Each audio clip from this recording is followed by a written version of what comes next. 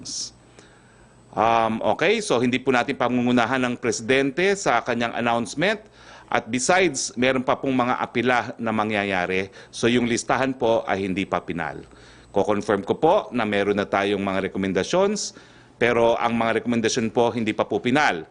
So kung kayo po ay magko-quote sa isang leaked document, that's your lookout, po pwede po yang magbago at magiging fake news ang inyong ibabalita. Nagpulong pa rin po ang ating mga miyembro ng IATF kahapon, June 10, at itong ilan sa kanilang naaprubahan. Una po, kinilala ng IATF na kailangan ipagpatuloy ang contact tracing at i-maximize ang paggamit ng Stay Safe PH.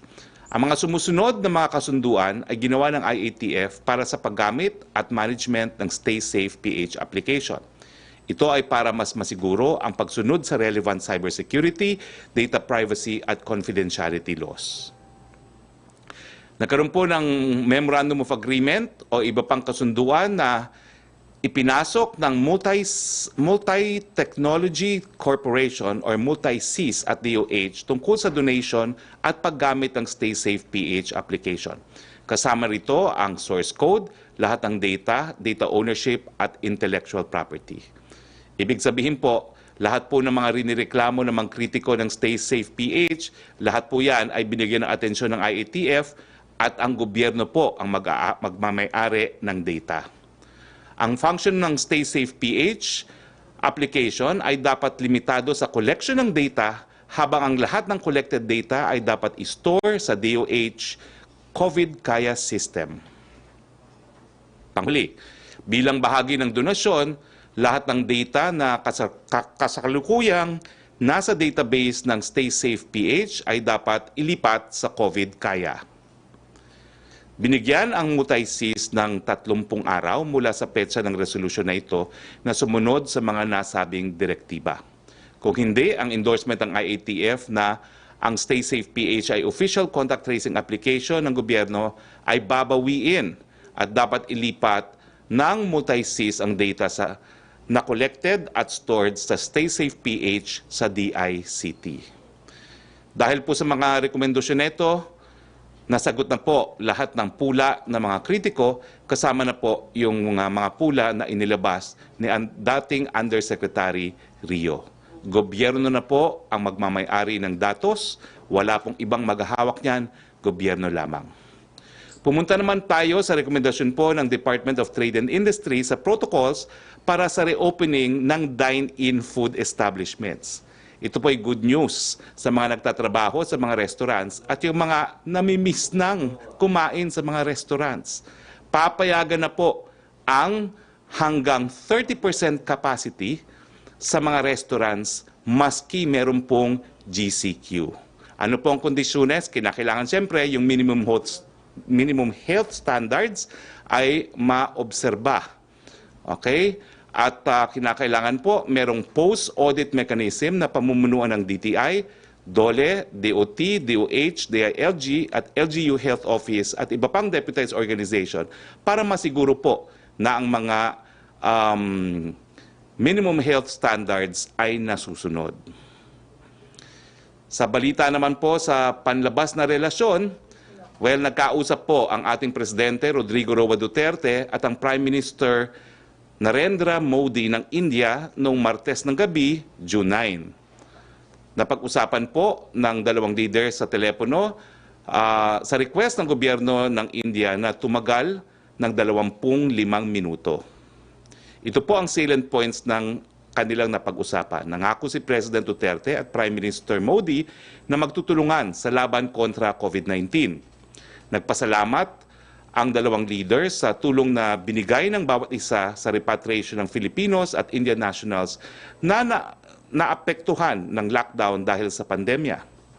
Nagkasundo ang dalawa na paintingin pa ang kanilang kooperasyon sa konteksto ng ASEAN-Indian Dialogue Partnership kung saan binigyan diin ng Pangulo ang pagpapalakas ng public health system at food security at pagtawag sa India na suportahan ang ASEAN Response Fund for COVID-19.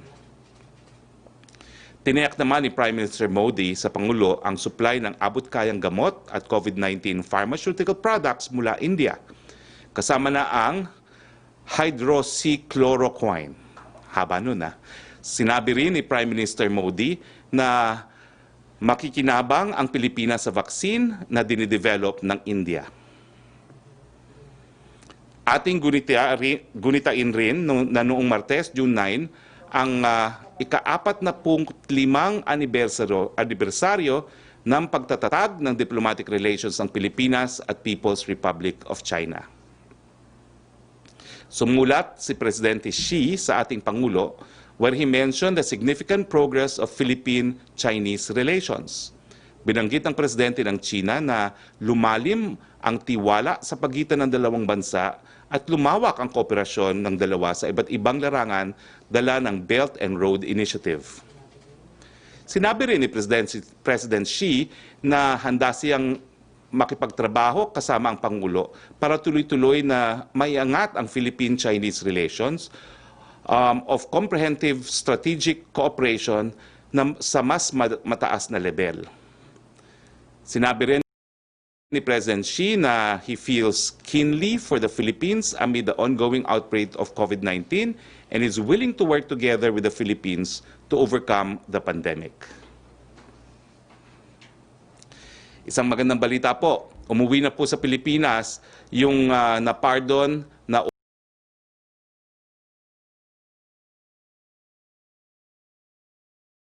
OFW mula sa Bahrain na binalita natin nung isang linggo. Ito po yung OFW na si Roderick Aguinaldo, no? Na una ninyong narinig sa ating press briefing, no? Matatandaan na nasabi ko na sumulat si Presidente Duterte sa hari ng Bahrain para humiling na mabigyan ng royal pardon ang ating mga kababayan na nakakulong doon. Pumunta naman tayo sa sitwasyon ng COVID-19 sa bansa. Nakikiramay po kami doon sa pamilya ni Michelle Silvertino na binawian ng buhay habang naghihintay ng masasakyan pa uwi sa probinsya. Nakipag-coordinate na po ang DSWD sa kanilang field office para ma-assist ang pamilya ni Michelle. Wala pong gustong mangyari ito pero gagawa na po tayo ng hakbang para hindi na po maulit ang nangyari kay Michelle. Nagsimula na po ang DSWD NCR na tulungan ang mga stranded noong isang linggo pa. May mga estudyante rin po na tinutulungan nating makauwi. Mangyaring tumawag po sa DSWD Crisis Intervention Unit sa numerong 8734-8635. Ulitin ko po, 8734-8635. Nananawagan din po kami sa mga lokal na pamahalaan. Kung meron po kayo napapansin ng mga stranded sa paligid ng mga bus stations at dyan po sa Pasay sa airport, ipagbigay alam din po sa DSWD kung hindi po natin mabibigyan ng tulong. Now, dahil nga po dito sa nangyari kay Michelle, meron na po tayong bagong polisiya na tutulungan ng gobyerno ang lahat ng stranded, yung mga nasa airport at sa mga bus. Inaasikaso na po ito ng DOTR. Dadalhin po ang mga stranded doon sa area ng airport at saka dyan sa mga bus sa Pasay sa Villamor Golf Course for rapid testing.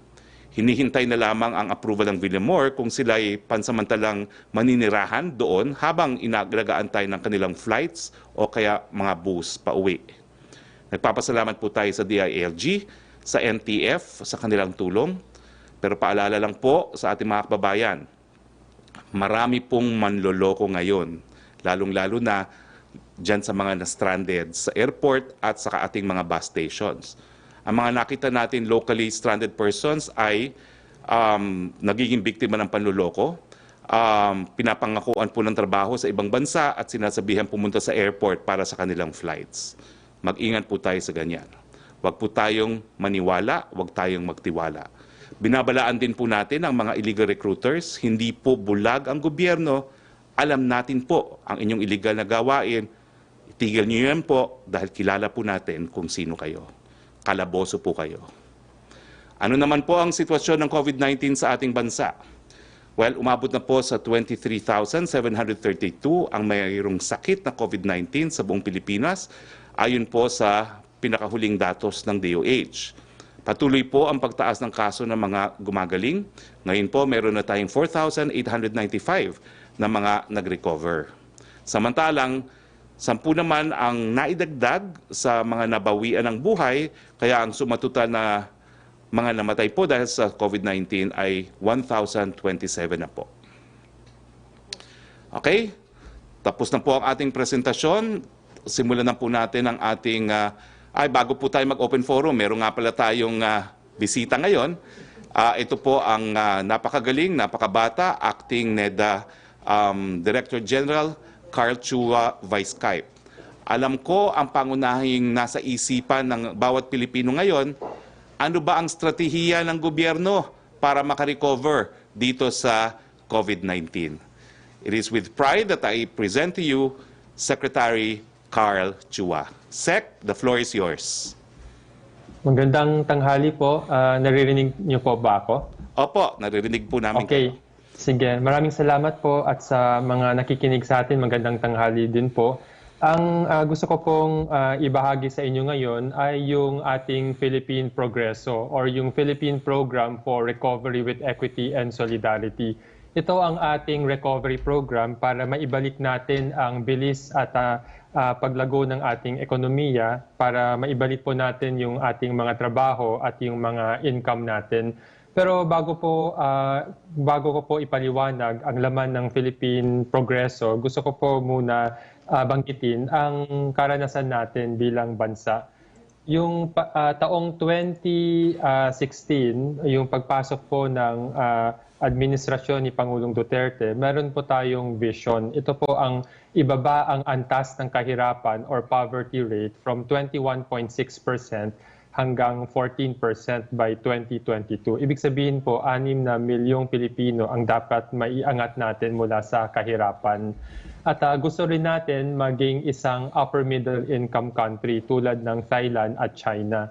Tapos kung tuloy-tuloy po ang ating reforma at yung pagbabago ng ating bansa, by 2040, baka ang gusto po natin makamit yung wala nang mahirap or yung extreme poverty eradicated at yung ating bansa maging isang high-income country tulad ng Japan at South Korea. So yun po ang ating vision. At ang totoo po, by 2018, nababa na po natin ang antas ng kahirapan. Na-revise po yung 21 to 23%. Pero 2018 lamang ay nakita na natin bumagsak ang poverty rate to 16.6%. Ibig sabihin, yung 6 na milyong Pilipino na dapat maiangat natin mula sa kahirapan by 2022, nagawa na natin yan 4 years in advance or in 2018. At yan ay isa sa mga magandang accomplishment ng Duterte administration. At tutuloy po natin ang bilis ng pagbaba ng kahirapan. In 2016, nangako din ang ating Pangulo na magkakaroon po tayo ng 10-point socio-economic agenda. Tuwing makikita niyo po yung kulay green, ito ay, ang ibig sabihin nito ay na-accomplish na natin by 2019. Yung kulang na lang na gusto po natin gawin by 2022, yung mga nakakulay yellow. So ano po yung mga na-achieve natin? Yung una po, yung to sustain macroeconomic policies. Yung pangalawa po, yung tax reform. Yung pangatlo po, yung ease of doing business. Yung pang-apat, yung ating infrastructure or build program. Yung panglima po ay nasimulan na natin sa pamamagitan ng pagpasa ng rice tariffication, pero marami pang areas ng agriculture na pwede pang bigyan ng tulong. Yung pang-anim, yung land management, hindi pa yan nasimulan, pero gagawin na po natin yan. Yung pang-pito ay human capital development at yung isa sa mga ginawa po natin ay yung universal healthcare. Yung pang-walo, yung science and arts, so tuloy po natin gagawin yan dahil naipasa na yung Innovations Act. Yung pang-siyam ay yung social protection at dito po gagamitin yung national ID at yung pang-sampo yung reproductive health law. So ito po yung mga na-accomplish natin between 2016 to 2019. Kaya pagpasok natin ng 2020, the Philippines actually has one of the best or strongest growth prospects. We built on past reforms and solid macroeconomic management to do better. Between 2016 to 2019, we were among the fastest growing economies. Yung ating GDP growth or paglago ng ekonomiya ay 6.6%. We were actually likely to become upper middle income country in 2020. Ibig sabihin, yung pangako natin na 2022, mukhang dapat pwede mai-advance natin to 2020 bago nangyari yung COVID. Tapos dahil sa ating Build program, nakakita po tayo ng one of the lowest unemployment, underemployment, and poverty rates in our history. We also have a very strong fiscal position at yung ating debt to GDP ratio, ito ay pinakamababa in many decades. Umabot po yan ng 39.6%. Tapos yung international reserves natin sa central bank ay $89 billion. At dahil dito, kinilala po ng International Credit Rating Agency ang ating bansa with a BBB plus credit rating. Ibig sabihin, maganda po ang ating credit standing. Pag tayo ay umutang para sa ating development projects, mababa po yung interest rate na nakukuha natin as low as 2.5% lamang. Ang halimbawa po nito, kung tayo ay uutang ng 1 trillion pesos dahil sa COVID crisis, at may savings po tayo na 1% interest rate dahil maganda yung credit rating natin, ay makakaipon po tayo or may savings po tayo ng 10 billion pesos per year. So yan po ay imbis na gamitin pambayad sa utang, ginagamit po natin yan sa social services at sa infrastructure. At dahil sa ating mga reforma, tayo nakakakita ng magandang economic and social outcome. So dahil sa conservative and responsible fiscal management, dahil sa ating tax reform, dahil sa ating structural reforms, lalo na po yung rice tariffication at sa ating Build program, ay humaharap po tayo sa taong 2020 na mas handa para masolusyonan itong COVID-19 crisis. So kung hindi po natin ginawa ang tax reform, kulang po ang pondo natin para tulungan yung mga negosyante, mga businesses at yung mga mahihirap para sila ay matulungan at habang wala pong income or trabaho sa COVID crisis. Pag wala po tayong rice tariffication, mahirapan po ang mga Pilipino na bumili ng affordable na pagkain tulad ng bigas. Dahil sa rice tariffication na ibaba natin ang presyo ng bigas by 10 peso per kilo. Ang problema lang ay hindi natin inaasahan na sa taong 2020, meron po tayong mararanasan na increasing number of shocks that affected the economy. Simula sa Taal Volcano eruption sa January, yung pagbaba ng tourism and trade dahil sa global pandemic, at yung desisyon natin na mag-impose ng enhanced community quarantine starting March dahil ang priority natin ay yung pag-save ng lives. Kasama na rin yung ang buhay ng ating kapamilya at mga kaibigan. At dahil sa nangyari, ay nagpasya yung gobyerno na mag-propose ng isang phased and adaptive recovery approach. Ito po yung ating recovery program. Mayroon po siyang tatlong stages. Yung unang stage ay yung emergency stage. Ito yung nangyari from March to May. At yung analogy dito ay yung ating pasyente, ang pangalan ay Pilipinas, ay intubated siya sa ICU or sa intensive care unit. At yung instrumento natin para tulungan ang mga naapektuhan ay yung Bayanihan to Heal as One Act. At yung laman nito ay yung budget and procurement flexibility para ma-allocate po natin yung scarce resources to provide subsidy to the poor and low income, to provide small business with a grace period in the payment of taxes or loans or rental, at para magbigay rin ng wage subsidy. Nandito rin po yung support natin to the key sectors in agriculture and OFW at yung tulong natin sa healthcare system. Ang total amount na binigyan po natin sa Bayanihan 1 ay aabot na sa 550 billion pesos. Ngayon ay nasa recovery stage na tayo. Ito yung ginagawa namin programa with the help of Congress. Ang analogy po nito, yung ating pasyente, ang Pilipinas, ay nagre-recover na at nasa regular room na ng hospital at binibigyan po yan ng dextrose. So yung mga instrumento natin ay yung Bayanihan 2 to recover, yung guide, yung FIST at yung CREATE. Yung guide ay isang mungkahi namin na tulungan ang financial sector para pwede po silang magbigay ng mas maraming tulong sa business sector through low interest loans at credit guarantees. Yung FIST ay isang paraan para matulungan natin yung mga bangko na mag-dispose ng bad assets or loans para mas marami po silang pondo para maibigay or matulungan yung mga micro, small, and medium enterprises natin.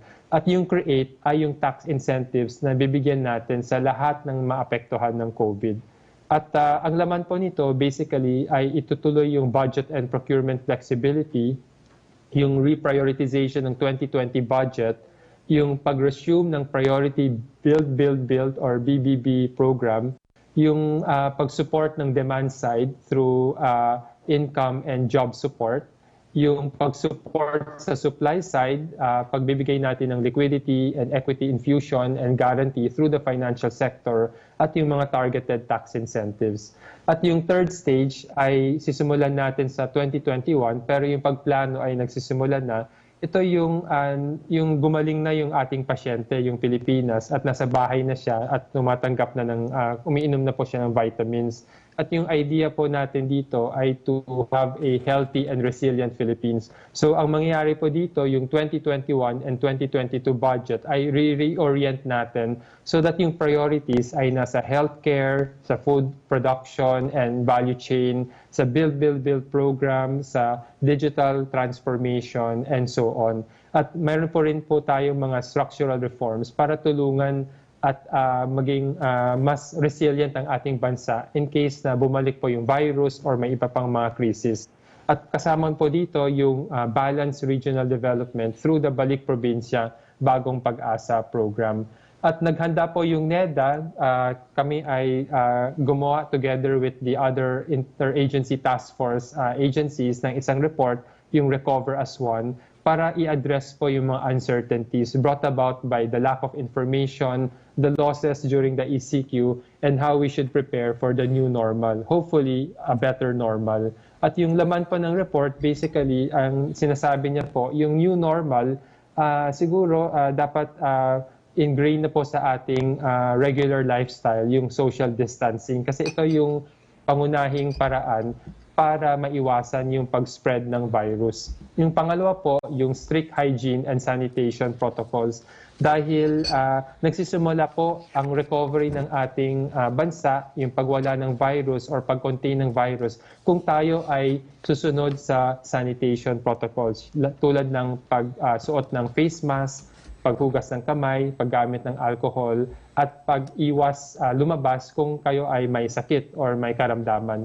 Yung pangatlo po, yung sporadic lockdowns possible kasi habang wala pang vaccine, pabalik-balik po yung effect ng virus. Hopefully, hindi po siya malala tulad yung nangyari sa early part ng ECQ. At yung panghuli po, yung looming COVID-19 threat will be foremost in the minds of individuals. Kaya dahil dito, naghahanda po ang gobyerno at pati yung private sector ng bagong work arrangements tulad ng work from home, yung digital transformation, and making sure our healthcare system is solid.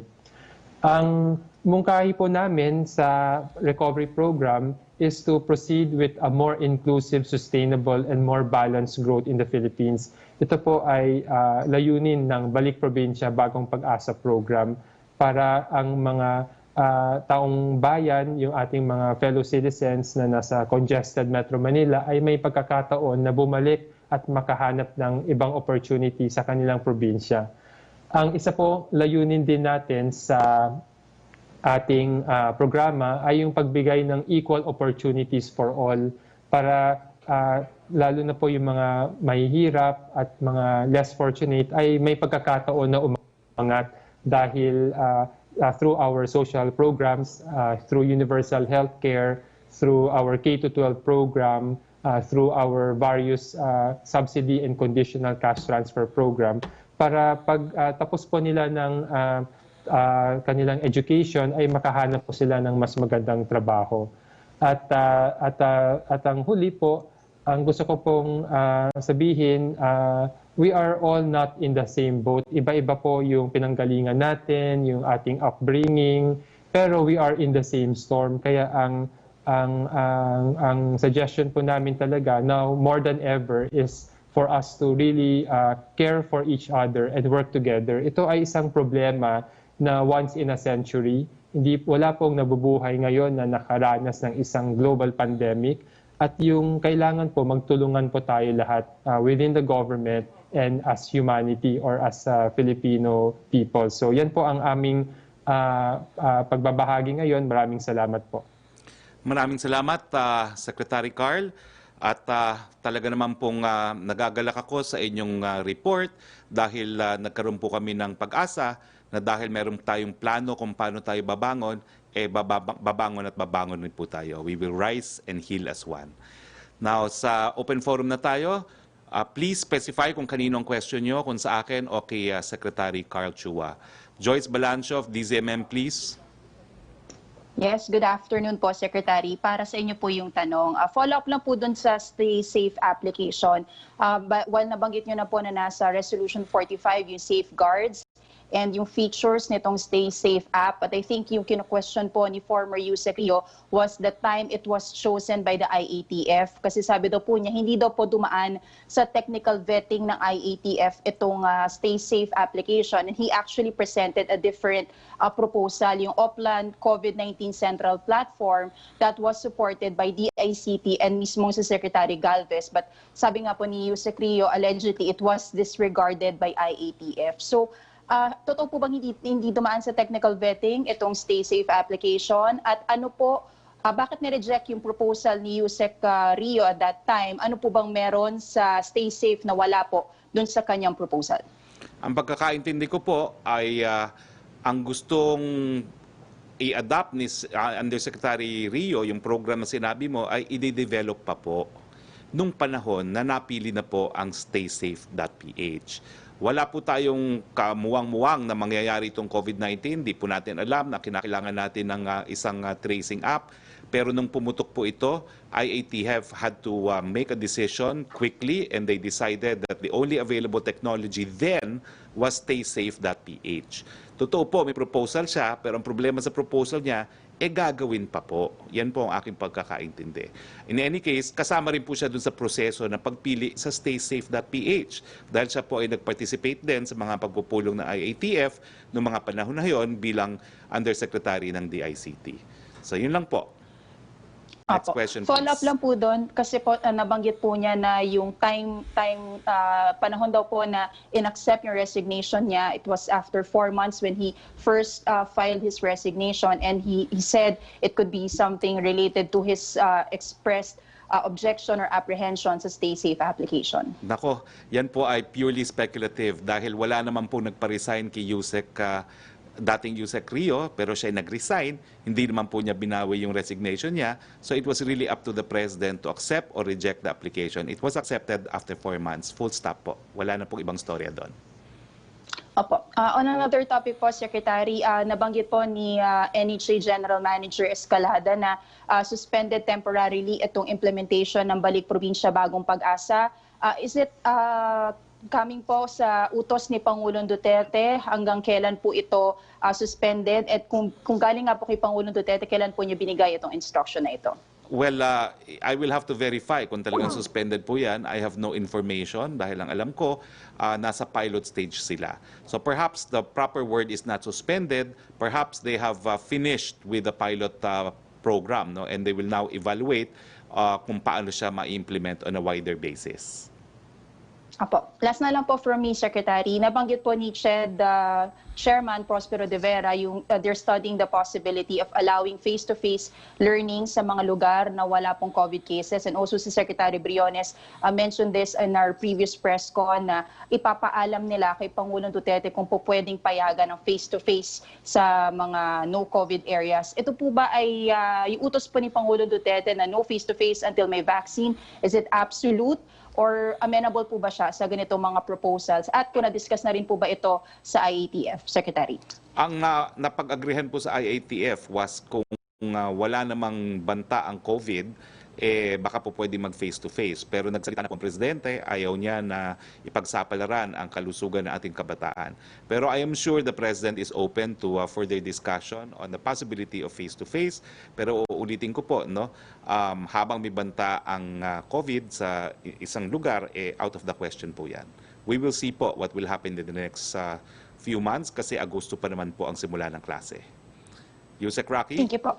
Thank you. Okay, good afternoon, Secretary Roque. From Rose Novenary of Hataw, may ilang overseas Filipino workers na hindi pa rin nakakauwi sa kanilang probinsya bunsod ng limitadong flights. May mga stranded na OFW na nagpalipas ng ulan sa ilalim ng Skyway sa Ninoy Aquino International Airport sa Pasay City. Pagod, puyat at gutom ang inabot ng ilang OFW dahil 3 araw na daw po ang paghihintay ng biyahe. 10 daw napunta ang budget para sa quarantine facilities para sa bumalik na OFWs. Ito po ba ang VIP treatment sa kanila ng Administrasyong Duterte? Rose, lilinawin ko lang. VIP treatment talaga mga OFW. Wala pong natulog sa ilalim ng tulay na OFW. Lahat po ng ating OFW naka-hotel. Binabayaran po ng gobyerno. Kaya nga po VIP yan at libre rin ang pauwi sa kanila. No? Yung mga nasa ilalim ng tulay po, tama po ko yung sinabi nyo, ito po yung mga stranded na ating mga kababayan. No? Pero ganun pa man, nagkaroon na po ng pulisiya ang ating National Task Force, pinamumunuan ni Secretary Galvez at ang ating DOTR. Tutulungan na rin po natin ang mga stranded. No? Dahil Pilipino pa rin yan sila. No? At habang wala naman talagang provincial buses, napakahirap makauwi no? Galing Metro Manila papunta ng probinsya. Gaya na aking sinabi kanina, magsisimula po tayo doon sa pag-test sa kanila using yung rapid test kits dyan sa Villamor Golf Course at isasakay po sila pauwi ng DOTR at ng NTF. Question Huwag kayong mag-alala, hindi po tayo bulag sa paghihirap ng ating mga kababayan at ayaw na ayaw po ng Presidente yan, kaya po aksyon kaagad. Question from Rosa Licos ng UNTV. Si Kerwin Espinosa umano ay tuloy pa rin sa illegal drugs trade kahit nasa custody na po ng NBI. Ayon kay Lieutenant Colonel Jovi Espinido, ano daw po ang reaksyon ng palasyo dito? Well, kinumpirma po namin kay Secretary Anyo na itong bagay na ito ay alam or inimbestigahan ng mga otoridad, lalong-lalo na po ng DILG at saka ng PIDEA, pero hindi po natin po pwede maisa publiko kung ano mga hakbang na ginagawa nila. It is confidential information, pero hindi po bulag, hindi bingi ang ating mga alagad ng batas. Maricel Halili, TV5. Hi sir, magandang hapon po. Good Sir, afternoon. last month naglabas po ng studies ang University of the Philippines. Yun pong sinabi, yung pong COVID-19 forecast in the Philippines, and they mentioned last month na kapag nag-relax daw tayo ng community quarantine, posibleng umabot ng 24,000 COVID cases meron ng Pilipinas by June 15. And turns out that they are right. Kasi ngayon po nasa 23,700 plus cases na tayo and 1,000 plus na deaths. So, sir, at this point, can we say that the government made the right decision to relax the community quarantine? And given this number, can we afford to continue na baging from GCQ going MGCQ yung Metro Manila? And do we have an estimate, for example, with regards dun sa possible number of COVID cases once na itinuloy natin yung pag-relax ng GCQ? Well, alam niyo po, ang basihan kung mag-GCQ o MGCQ ay siyensya, datos. So kung tama po ang figura ng datos ng UP, tama rin naman po ang datos ng gobyerno. Bakit po? Kasi talagang tinatanggap natin na pataas po yung numero na yan habang walang bakuna, habang walang gamot. Ang binabantayan lang po natin yung kakayahan nating magbigay ng medical assistance doon sa mga magkakasakit na malala dahil kinakailangan ibalanse rin natin yung ekonomiya natin, no? Yung pagkakaroon ng hanap buhay ng lahat dahil kung hindi mamamatay sa COVID, baka mamamatay dahil sa gutom na, no? Dahil walang hanap buhay. So sa akin, tama naman po ang mga naging desisyon ng ating IATF. Nakita natin na nabuksan natin ang ekonomiya. Ang death rates po natin ay bagamat meron pang namamatay, single digit po siya on a daily basis, no? At siguro po isa na ring consolation dito sa COVID na ito is karamihan po na nagkakasakit ay either asymptomatic or mild at kakaunti lang talaga yung nagiging critical na kondisyon at sapat po yung ating kakayahan to provide critical care. So I would say, tama po ang mga datos, tama po ang mga naging desisyon, bagamat hindi ko po sasabihin kung anong naging desisyon para sa iba't ibang lugar ng Pilipinas dahil ayaw ko pong pangunahan ang ating presidente at yung mga mahilig mag-leak, papaalala lang ko kayo, hayaan nyo ng presidente mag-announce. Sir, with regards po dun sa supposedly meeting ng IATF with President Duterte tomorrow, what happened po? Why did the President, or is it the President who decided to postpone the meeting for tomorrow? Why is it moved on Monday? And kung sa Monday po siya mag-a-announce, do we have enough time for the preparation when it comes dun po sa adjustment ng quarantine? Because I remember yung mga previous announcement, kailangan days ahead para makapag-prepare po yung mga law enforcers. Sapat naman po kasi tingin ko ang decision lang naman na inaantayan ng taong bayan, ano mangyayari sa Metro Manila, ano mangyayari sa Cebu City. No? And the only options are either magiging MGCQ or magiging GCQ or babalik sa MECQ. No?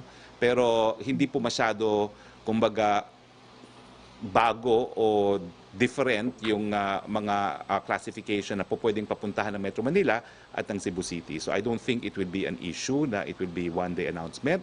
Bagamat, as we speak po, DILG is already in contact with the local government units. So alam na po nila kung anong possible classification nila, and they are now given an opportunity to appeal para pag nag-announce po si Presidente sa Lunes, tapos na po yung apela. Sir, panghuli na lang po on other issue. With regards po dun sa decision ng BIR na i-require yung registration ng mga online business, because some legislators are concerned about the timing of the BIR's move to require yung mga online sellers. Kasi kaya naman dumadami yung online sellers is because of the problem dun sa kawalan ng trabaho. May we have your thoughts on this, and do you have any directive po sa mga actions na ganito? Well, ang pinagkukunan lang naman po natin, ang ginagastos natin para sa COVID-19 ay yung pondo na pumapasok primarily sa BIR at sa customs. So habang tumataas po yung pangangailangan natin sa COVID-19, siyempre po hahanap tayo ng pamamaraan para ma-increase yung ating intake ng taxes. Isa po ito sa mga pamamaraan, and humihingi lang po ako ng pag-intindi sa ating publiko dahil kung wala naman tayong kaban sa ating bayan, wala tayong mga ayuda, wala tayong tulong na maibibigay habang naririto ang banta ng COVID-19. Yusek Roque, thank you. Thank you, ma'am. Secretary from Chris Jose of Remate Online, nakikiisa rin po ang CBCP sa mga panawagan kay Pangulong Duterte na i-veto ang controversial na anti-terrorism bill. Para po sa CBCP, ang nasabing bill ay naglalaman daw po ng probisyon na labag sa karapatan ng mga mamamayan. Ang sabi naman po ni Bishop Pabilio, may mga provision daw po sa bill na masyadong malawak ang saklaw na posibleng magamit sa pang-aabuso. Nakakatakot anya raw po ito. Para naman po sa IBP, ang anti-terrorism bill po ay posibleng paglabag sa saligang batas. Ano daw po ang reaksyon o tugon ng Malacanang sa posisyon ng CBCP at ng IBP? Wala pong reaksyon kasi wala pang desisyon. So kung napirmahan na po yan ng Presidente, tsaka po tayo magbibigay ng reaksyon. Pero nagpapasalamat po kami sa Simbahang Katolika sa kanilang mga reminders. Ang katotohanan po, kapag naman yan ay naisabatas, ay po pwede rin po sila magdemanda dahil gumagana naman po ating mga hukuman. Kung meron talagang probisyon na labag sa saligang batas yan, madedeklara naman po yan na unconstitutional. Ulitin ko po hindi po yan imposibleng mangyari. Ako po yung kauna-unahang nakakuha ng desisyon sa kaso ng David versus Arroyo ng declaration na yung isang declaration na ginawa ni dating Presidente GMA ay labag sa saligang batas dahil walang definisyon ang terorismo noong mga panahon na yon. Ang pagkakaiba nga lang po, noon at ngayon, nagkaroon na po ng definition ng ang terorismo, hindi lang po sa Pilipinas, kundi sa UN system. So napakahirap po sigurong manalo muli gano'n nung nangyari sa amin nung kaso ng David versus Arroyo. Secretary from Belia Carriazo of Bandera, despite daw po sa warning ni Pangulong Duterte na bawal tanggihan ang mga pasyente, practice pa rin ito particularly daw sa Quezon City. Yung tita ko, tinanggihan daw po ng 4 na ospital. Ang dahilan nila wala ng bakanteng kwarto at ICU. Ilang oras bago siya finally nakahanap ng ospital after 5 attempts. To think emergency ang kaso niya after ma-stroke, and according to the hospital na finally nag-admit sa kanya, she is a suspected COVID patient. Ano ba talaga po ang policy ng government dito? Hindi ba daw contradicting sa claim ng government na we have enough rooms for COVID cases? And for the record, ano daw pong ospital ba ang dapat pumunta dapat pumunta ang mga Quezon City residents para hindi daw po sayang ang oras. Hindi lang po pulisiya yan, batas po yan. Bawal tanggihan ng mga hospital ang mga pasyente dahil walang deposito. At meron pong presumption na kapag hindi sila tinanggihan, ang dahilan ay dahil walang pangbayad ng deposito. Belia, magkasama naman tayo dito sa Malacanang. Idemanda mo, ipakulong po natin yung mga administrators at mga nagpapatakbo ng mga hospital yan na magsilbing halimbawa. Ipapa-broadcast pa po natin habang sila pinupusasan na magsilbing halimbawa sa ibang hospital, hindi po dapat tatanggihan dahil wala lang pang deposito. Pangako ko po yan. Dito pa sa Malacanang natin pupusasan kung kinakailangan. Pia Gutierrez. Hi sir, good afternoon. Sir, ano po yung konsiderasyon ng IATF to allow the limited dine-in operations of restaurants in areas under GCQ? Indikasyon po ba ito sir na the IATF is seeing an improvement in the situation in NCR and other areas under GCQ at handa na nilang ilagay at least ang Metro Manila under MGCQ, or is this decision purely economic po? Well, balanse po yan. Talaga naman pong economic yan dahil hindi bababa sa, kung hindi ako nagkakamali, 11,000 employees in Metro Manila alone, no, ang nagtatrabaho sa mga restaurants. No. Meron pa po yung supply chain, no, na nakakaapekto yung mga supplier ng pagkain at yung iba't iba pang mga bagay. Meron din pong very strict health standards na diniscuss na po natin dito sa Malacanang press briefing, no, kung anong dapat gawin ng mga restaurants para naman ma-manage yung danger ng pagkalat ng sakit. So habang sinusunod po yung protocols na yan, tingin natin, bigyan naman natin ng hanap buhay yung mga restaurants at yung mga nagtatrabaho sa mga restaurants. Sir, follow-up lang po dun sa question on the BIR order to tax online sellers. Dahil sabi nyo nga po, pondo ang problema ng gobyerno. May sinabi po si Senator Risa Ontiveros na imbes na online sellers, bakit hindi na lang singilin muna yung mga POGO na may 50 billion pesos in unpaid taxes? Sinisingil po natin, Senator Ontiveros, hindi po natin sila pinalulusot. Hindi po sila po pwedeng magbukas nang hindi nagbabayad ng kanilang mga buwis. Trust me po, lahat po pinagkukunan natin para mabigay natin ang pangangailangan ng mga biktima ng COVID-19. Last na lang sir, dun sa schedule po ni President Duterte, you said that he will be coming back to Manila earlier. Ano po yung reason for this? And does this mean that he will attend the Independence Day celebration in Luneta tomorrow, sir? Well, dahil 10 lang naman po yung taong pinayagan ng IATF, ang problema po talaga pag nandyan ang presidente, dadami po ang tao na nais lumapit sa kanya. Hindi po maiiwasan yan. Kahit saan po tayo mag-celebrate, sa Luneta o sa Davao, yan po ang problema.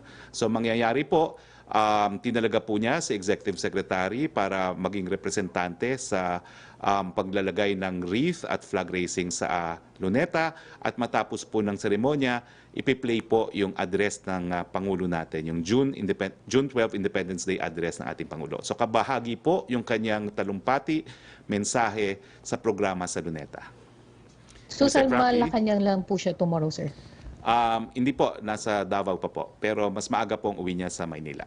Yusek Roque, thank you. Mula kay Angel Ronquillo ng DCXL-RMN, palace reaction po on the statement of National Union of People's Lawyers stating that it is legal to join a peaceful protest during quarantine because there is no law prohibiting rallies even during the COVID pandemic.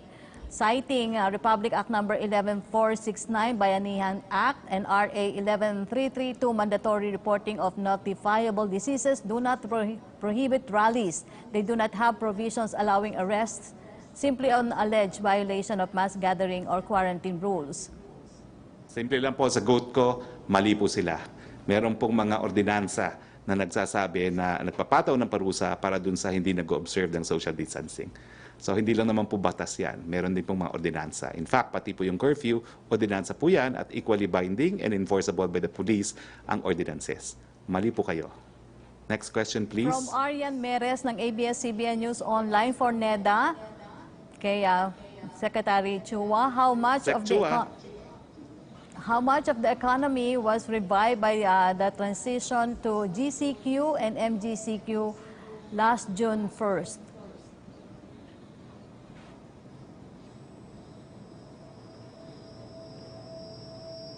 Sec Chua, narinig niyo yung question? Yung tanong po ba, how much of the economy has been revived? Yes. under GCQ? Yan po ba yung tanong? Medyo hindi Ulitin ko, malinaw kasi. Tama po ba? ulitin ko po, Secretary, Yes po, yan po ang tanong. how much of the economy Okay, was revived? well, yung under GCQ, around 75% po yung ating ekonomiya, yung iba't ibang sektor ng ating ekonomiya ay pinayagan na magbukas. Whether it is 100% operation in the essential sectors like food or yung ating logistics, to as high as 100% in manufacturing so long as they can adhere to the minimum health standards. Tapos yung sa services sector, ang suggestion ay 50% on-site or nasa office at 50% work from home. In fact, up to 40% po ng mga service sector industries or firms ay mayroon ng work from home arrangement. So on average, at this point in time, mga 75% of the economy na po yung bukas for business. Yung natitirang 25%, ito po yung mga leisure activities, yung tourism, yung mga non-essentials na hindi pa pwedeng mag-open under GCQ. So bumabalik na po towards normalcy ang ating ekonomiya. Opo, question pa rin ni Next Aryan question, for please. Secretary Chua. How is the second quarter GDP looking? How will it be compared to the first quarter? Well, yung ECQ po natin, majority po ay nasa second quarter. Yung April and May, of course, will look really bad because the ECQ basically shut down 75% of the economy. Tapos yung mga pwede lang lumabas at magtrabaho, yung sa mga pinaka-essential sectors like food or health. Kaya ang ating GDP projection for second quarter will be worse than the first quarter. Pero ang maganda po dito, simula June kasi, marami na pong areas ng Pilipinas ay nasa GCQ or modified GCQ and on track na to be lifted na po yung quarantine. So ang maganda po, yung ating prospects ay mas lumilinaw na po as we enter the third quarter. Opo, ang last question ni Aryan, Fed Chief Powell said today it will be a long recovery for the US. What will the trajectory for the Philippines be like? Sorry po, hindi ko po marinig.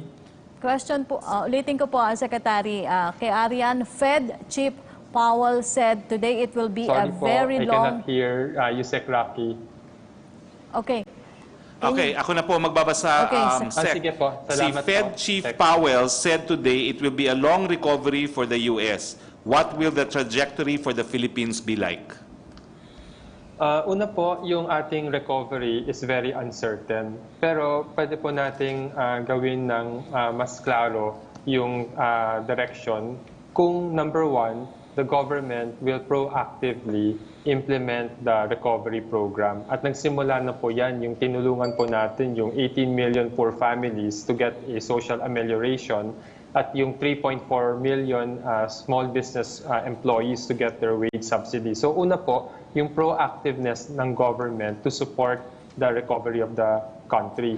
Pero yung mas importante, yung pangalawa, is the cooperation of the entire nation, of each Filipino, in ensuring that they practice the minimum health standards like wearing of masks, washing of hands, staying at home unless for essential activities. Kasi tulungan po talaga yung ating recovery. Hindi po pwedeng yung government lang or yung taong bayan lang. So if we cooperate and do our policies more proactively, then yung ating recovery will be more clear at hindi kailangan magtagal. Pero kung hindi po tayo magtutulungan, kung lumalabas po for non-essential activities, the virus will spread again. So yan po yung dapat natin gawin. Tulungan po tayo. Thank you, Sec. Joseph Morong, medyo nagkukulang na po tayo sa oras. It is by my watch 8 to 1. We have until 1:10 sa PTV4, pero yung mga KBP na supporters natin at partners hanggang 1 o'clock lang po. Yes, Joseph Morong. Okay. Sir, yeah, I'd like to focus on the GCQ first. No? Sir, from MECQ to GCQ, we noted or we locked up we had a 5,000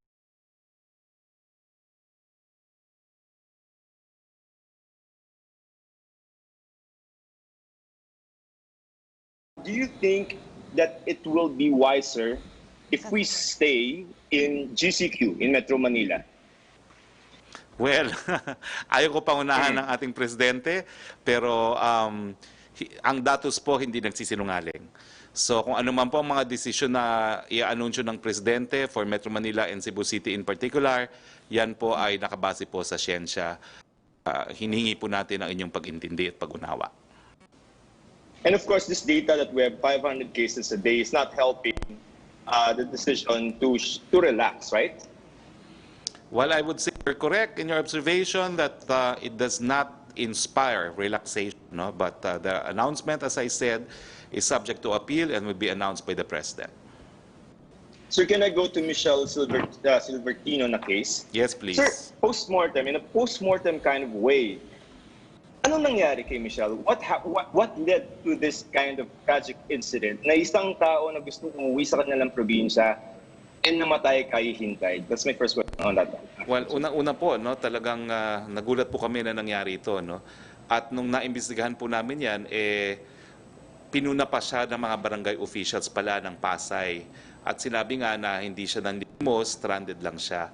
So at that point, if we could move back time, kung mababalik natin ang panahon, dapat naman siguro yung mga barangay officials na nalaman na stranded siya at nakatira doon sa bangketa, meron ng ginawa, pinagbigay alam sa City Hall o di naman kaya sa DSWD o kaya dito sa Kanyang, no? Dahil hindi naman tayo papayag na talagang mamamatay na lang sa kalye yung mga hindi makauwi. No?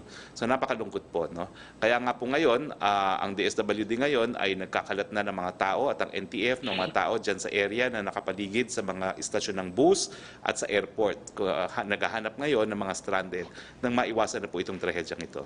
Nakakalungkot po talaga. Sir, moving forward and talk to those who are similarly situated kay Michelle, no? And we've come across dito sa mga messages namin. Ano yung kailangan nilang gawin? I understand may mga panakanak ang mga sweeper flights yung government. So how do they get on these sweeper flights or mga biyahe na binibigay ng gobyerno? Sir, walk us through the process. Kung halimbawa standard individual ka, what are you supposed to do? Well, unang-una, makipag-ugnayan po kayo sa pinakamalapit na opisina ng DSWD para naman hindi kayo magutom. No? Dahil kahit papano, mabibigyan kayo ng ayuda pang araw-araw na pagkain pa lamang, kung hindi, yung lugar na matitiran. So dahil nga po dito kay Michelle, nakipag-ugnayan ang NTF at ang DOTR na gamitin na yung Villamor Air Base, no? Bilang temporary shelter para sa mga stranded na mga individual. No?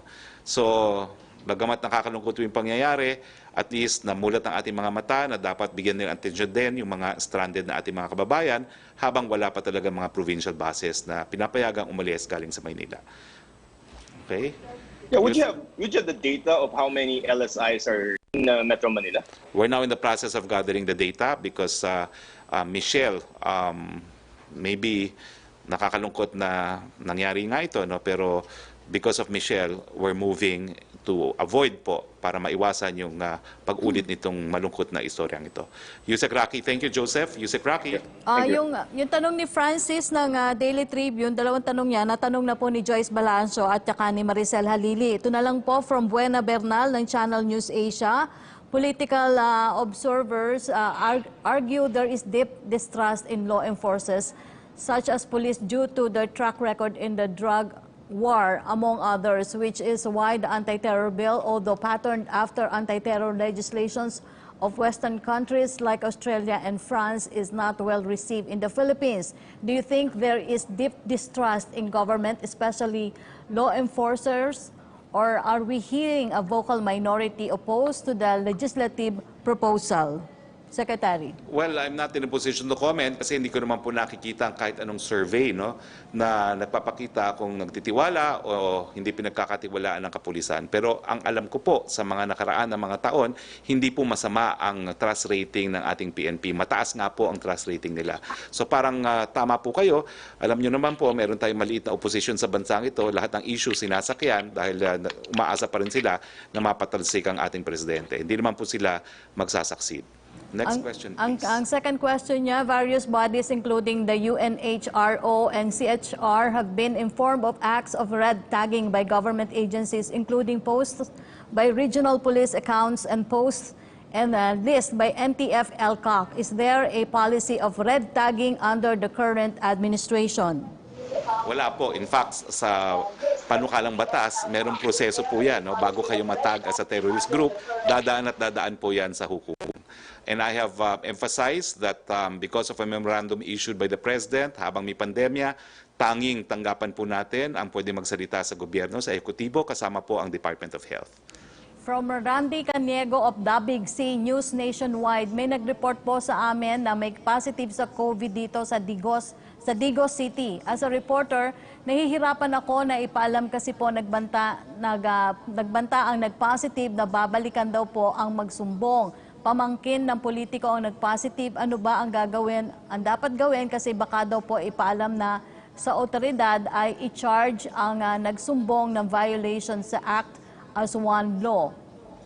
Well, may obligasyon ka bilang isang tao na nakakaalam na may COVID ang isang tao na i-report po yan sa DOH. Hindi naman po ipapublish ang pangalan ng may sakit na COVID, pero may obligasyon po kayo sa batas, sa quarantine law, na ipagbigay alam sa DOH itong kasong ito.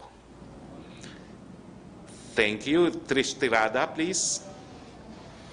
Good afternoon, Secretary. Sir, clarify ko lang po yung doon sa pagdadala ng ating stranded individuals dun po sa Villamor Golf Course. Paano po ba yung magiging strategy or mechanism dito, sir? Kasi po, kung maalala po natin, doon naman po sa Villamor Golf Course, wala pong mga rooms where our stranded individuals or stranded people can stay po. Paano po yung magiging sistema po dito? Well, hindi ko pa po alam dahil ito po ay i-implement lang today, no? Pero I understand the policy is to provide temporary shelter, if not in Villamor Air Base, then elsewhere. Siguro naman po dahil may temporary shelter, gawan po nila ng panahan na magkakaroon ng panandalian tirahan yung mga stranded. Pero ulitin ko lang po, iba yung mga stranded sa ating mga OFWs. Ang mga OFWs po, nakahotel lahat. Apo. Sir, doon naman po sa BIR requiring online sellers, follow-up lang din po sa kanina because there are some online sellers and some groups requesting kung pwede raw po or suggesting kung pwede raw po ba may income bracket yung requirement na yun and mag-provide daw sana ng malinaw na saklaw. Is the government still keen on kumbaga relaxing this rule or requirement for our online sellers? Kasi po yung iba, small players lang naman daw po. Eh talaga naman pong meron talaga tayong exemption na tinatawag under the Tax Reform Act, no? So if I'm not mistaken, Secretary Chua, Secretary Carl, ano nga ba ho yung minimum amount bago magbayad ng buwis under the train law? Is it parang 350,000, am I wrong? A year? 250,000.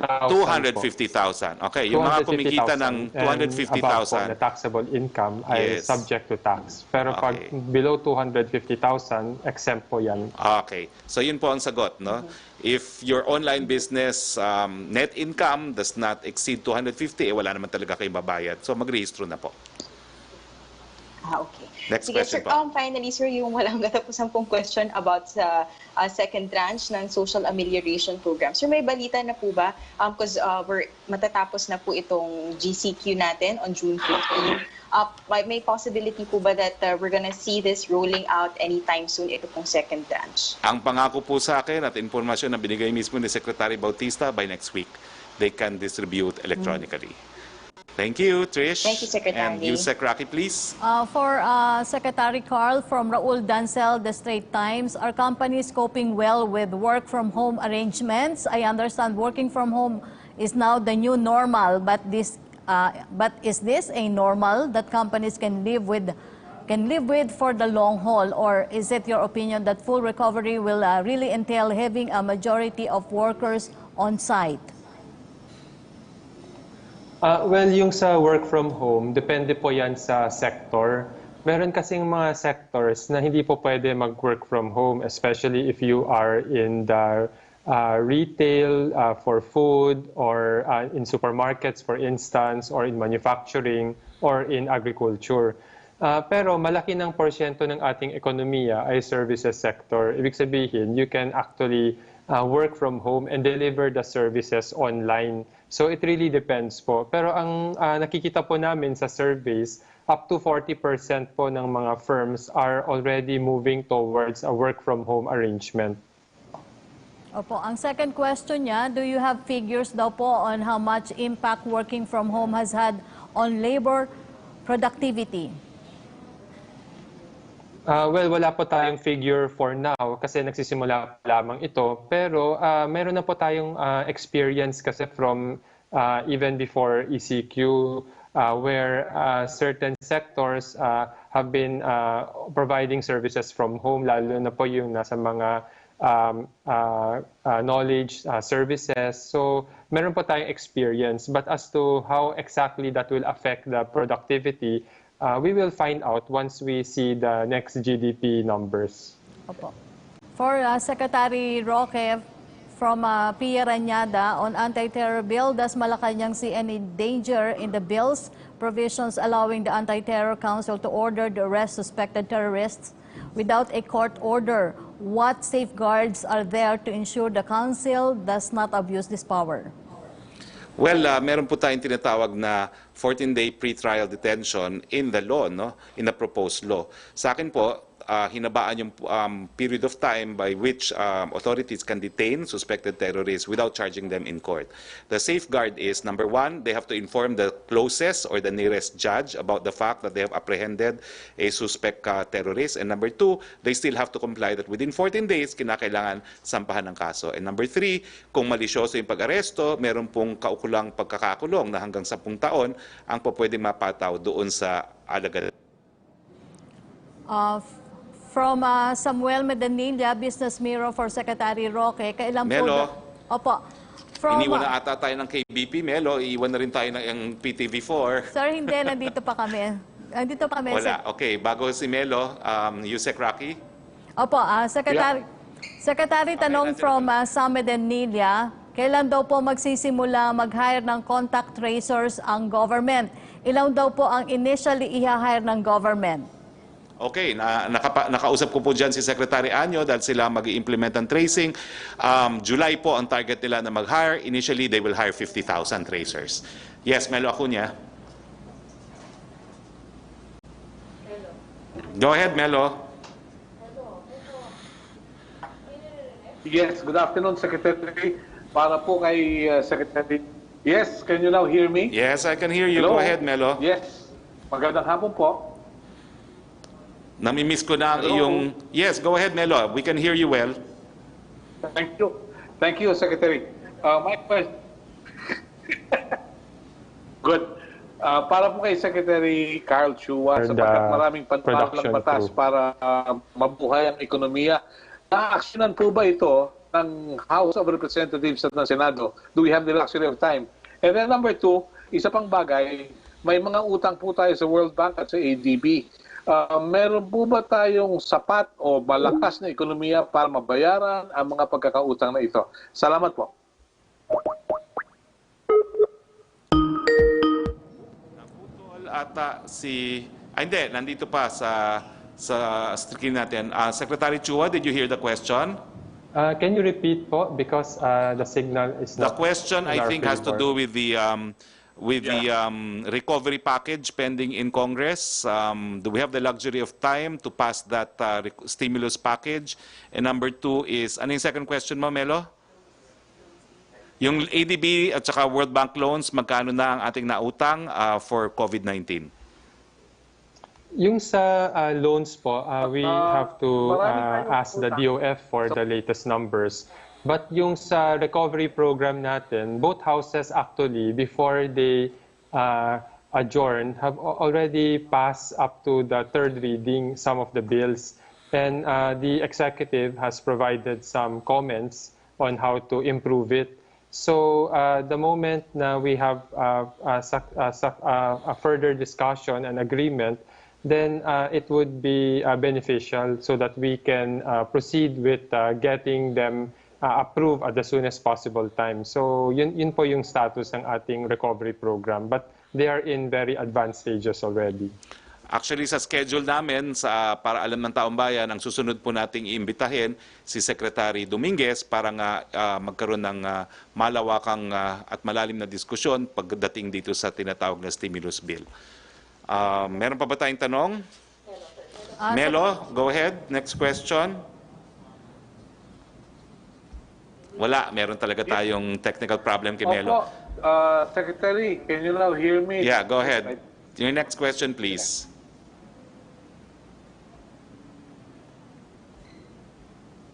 All right, good afternoon. Sa dinami-dami ng utang natin sa World Bank at sa ADB, do we have the economic strength na mabayaran ang mga ito? Salamat po. Sec Chua, we have the means to pay our loans. Number one, we have a very good credit rating. That is a BBB+. Despite our deficit increasing almost 3 times. Kasi yung ating deficit to GDP for this year is programmed at 3.2%. We are okay with providing a stimulus up to 9%. And that was announced already to to the public and to the international community. And despite almost a tripling of the deficit, our credit rating is still very good at BBB+, 1 notch below the A rating. And our debt to GDP ratio, we have brought that down from as high as 80% in 2003 to just 39% as of December 2019. And therefore, we have a very good fiscal position. And we have been very prudent and showing the international community that we can also provide the funds to support our economic recovery. We did tax reform, 3 packages passed already, and that is what is fueling confidence that we can actually repay our loans. And the second reason why that is that is going to happen is we have been using our borrowings for productive activities whose returns are actually much higher than the interest rate we are paying. So the answer to that is yes, we have a strong fiscal position to meet our obligations and still recover from this crisis. Yes, unfortunately, our time is up, no? Pati po PTV4 ay bibitaw na sa atin. So we're out of time. I'd like to thank, of course, Sec Carl Chua. Thank you very much. We hope to have you again. And if I may say so, artistahin pala po kayo sa TV. At siyempre po, maraming salamat din sa men and women of the Malacanang Press Corps. Maraming salamat, Yusek Roque. At sa ngalan po na ating Presidente, President Rodrigo Roa Duterte, ito po yung spokes Harry Roque nagsasabing, ingat po tayo lahat. Good afternoon. Para po sa mga lugar kung saan pinapatupad ang GCQ o General Community Quarantine, ito po ang mga dapat nating malaman para sa ating kaligtasan. Ito na po ang tinatawag nating New Normal.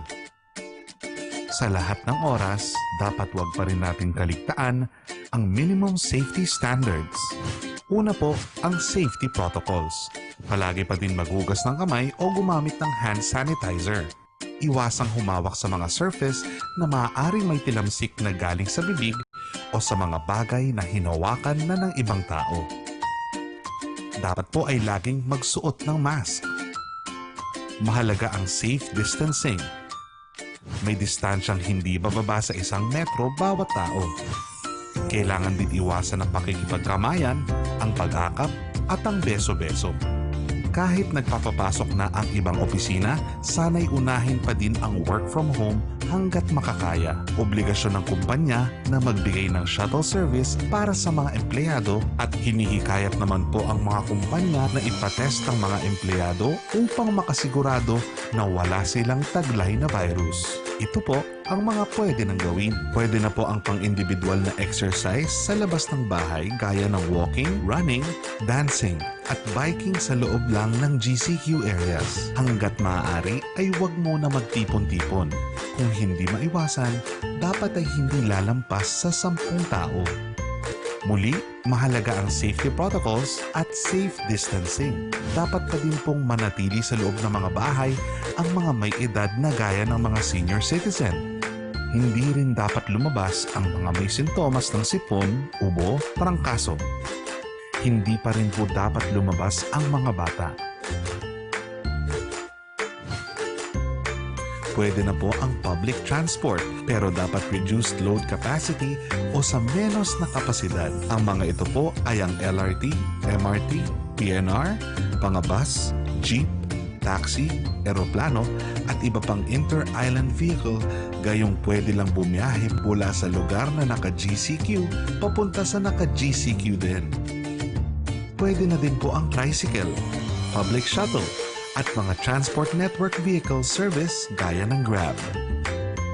Sa mga pribadong sasakyan naman ay company shuttle, sariling sasakyan, bisikleta, motorsiklo at e-scooter.